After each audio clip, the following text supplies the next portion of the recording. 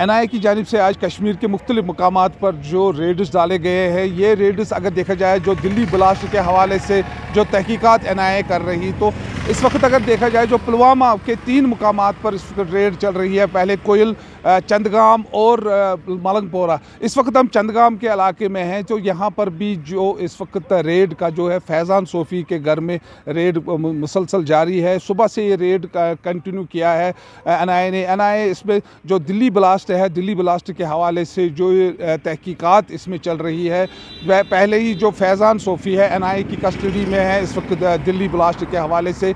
इसी से के साथ साथ अगर देखा जाए कोयल में डॉक्टर मुजम्मिल जो इसमें जिसके कब्ज़े से RDX ज़ब्त किया गया था, तो उसके घर में भी रेड डाली गई है। साथ साथ में मलंगपोरा में इस वक्त अगर देखा जाए पुलवामा के 3 मुकामात पर जो NIA की रेड है वो सुबह से यहाँ पर बदस्तूर जारी है। बिलाल खान, न्यूज़ 18, पुलवामा।